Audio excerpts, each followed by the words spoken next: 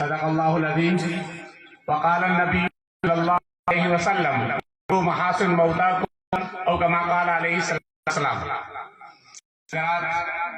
علماء اکرام، ائمہ اعظام اور میرے عزیز طلباء اور میرے معزز مہمان، آج کی یہ مجلس جس شخصیت کے اوپر منعقد ہوئی ہے آپ بغور سماعت فرما رہے ہیں.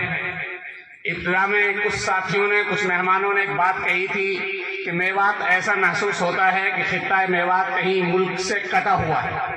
ایک چیز ابھی حضرت نے فرمائی کہ تاریخ کے اندراج میں غلطی ہوتی ہے، اس پر تحقیق کی ضرورت ہے. لیکن میں اس جملے کے متعلق جو یہ کہا گیا کہ میوات کی تاریخ یا میوات کے خطے کو یوں سمجھا جائے کہ میوات ہندوستان کے نقشے سے کٹا ہوا ہے، میں سمجھتا ہوں یہ مطالعے کی کمی ہے.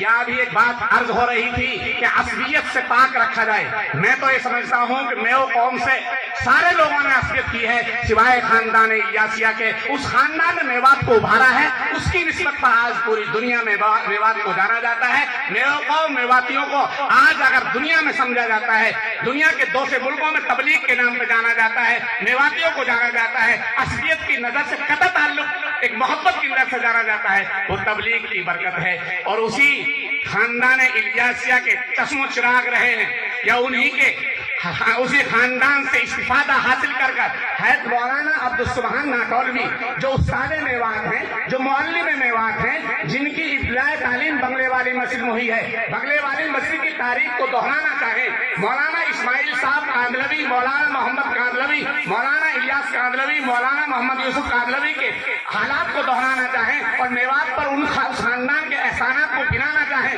اسی طریقہ سے مولانا عبدالسبحان اور ان کے فرزندوں کے احوال کو سنانا چاہیں یا ان کے شاگردوں کے احوال کو سنانا چاہیں تو میوات کے ساتھ میں بہت سارے مورخین نے، میوات کے ساتھ میں بہت سارے حکماء نے، بہت سارے عمراء نے تعصب کا کام لیا ہے. جب تاریخ لکھنے والا تاریخ لکھتا ہے تو میو قوم کو کوئی جاہل لکھ جاتا ہے، میو قوم کو کوئی بدو لکھ جاتا ہے، میو قوم کو کوئی کچھ لکھ جاتا ہے. اگر تاریخ کا مطالعہ کیا جائے تو میو قوم کی تاریخ میں وہ چھتری بھی لکھی گئی، مولانا عبدالشکور شکراوا نے لکھی. آج کے نہیں، جو مولانا اسماعیل صاحب کے شاگرد تھے، مولانا عبدالسبحان جیسے مولوی محمد کے شاگرد ہیں، ویسے ہی پہلے شاگردوں میں مولانا عبدالشکور شکراوا وہ مولانا اسماعیل کے شاگرد تھے. انہوں نے تاریخ میں وہ چھتری لکھی. صالح خان وکیل نے تاریخ میو محل لکھی. اشرف خان پچان کا ہیڈ ماسٹر نے تاریخ میو قوم میوات لکھی. کسی نے تاریخ، لیکن اس کا مطالعہ کون کرتا ہے؟ آج کو نوجوان کو ابھی ایک بات آ رہی تھی، میں کہہ کے ختم کر دوں کہ لوگ کتب پینے کے بجائے کتب موبائل بینی میں لگے ہوئے ہیں. کتب پینے کے بجائے موبائل بینے میں لگے ہوئے ہیں. تاریخ مطالعہ کرنے کی فرصت کہاں ہوئی ہے؟ اور رہا شخصیات کا تذکرہ، بہت اچھی بات ہے. میں ان نوجوانوں کو یا ابنائے ندوہ کے دوسرے ساتھی جو بھی ہیں بڑے مبارکباد کے مستحق ہیں. انہوں نے مولانا عبدالسبحان پر لکھی اور ہمارے ساتھیوں نے، دوسرے ساتھی جو رہنمائی میوات میں کام کرتے ہیں، انہوں نے حضرت مولانا اسحاق صاحب پر بھی نمبر لکھنا شروع کیا. اس سے پہلے مولانا قاسم نمبر لکھا، اور اس کے بعد مفتی عبدالرشید کا نمبر لکھا جا رہا ہے. لیکن مطالعہ نہیں کرتے ہمارے لوگوں کو اپنی تاریخ پتہ نہیں ہے. ہم تو چاہتے ہی ہیں، ہماری اصلیت تو کسی سے نہیں ہے، لیکن ہم سے اصلیت برتی گئی ہے.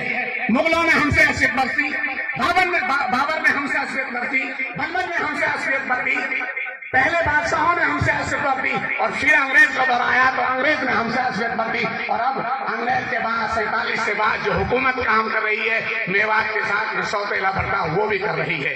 میوات تو بہت کچھ ہے، میوات بہت کچھ ہے، میوات میں شخصیات ہیں، میوات کے استاد کے اوپر لکھا جا رہا ہے. میں تو چاہتا ہوں کہ ہمارے نوجوان تمام بڑی شخصیتوں پہ لکھیں. اللہ کرے کہ دوسرے لوگوں کو میوات کے ساتھ اصلیت برتنے سے محفوظ رکھے. اللہ ہم سب کو عمل کی توفیق نصیب فرمائے.